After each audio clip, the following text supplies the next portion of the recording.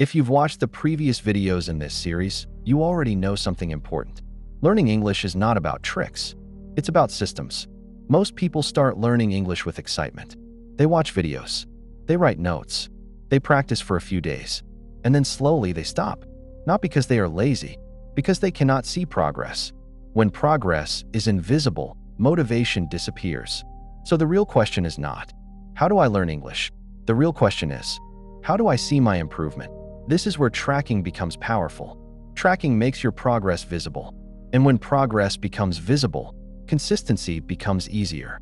Let me show you a simple system. First, weekly voice recording. Once a week, record yourself speaking English for 2 minutes. Just talk about your week. What you did, what you learned, what you struggled with. Do not prepare. Just speak naturally. Save the recording. Then do the same thing next week. After 1 month, listen to the first recording and the newest one. You will hear the difference. Your pauses will reduce. Your sentences will become clearer. This is one of the most powerful confidence builders.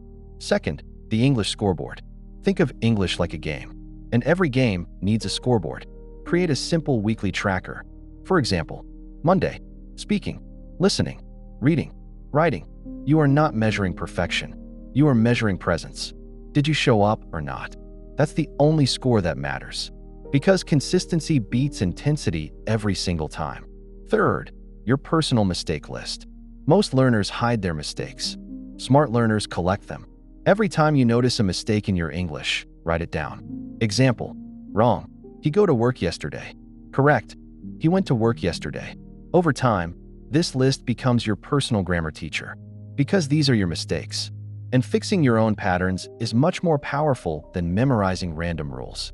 Fourth, listening check. Once every 2 weeks, test your listening. Take a short video in English. Listen once.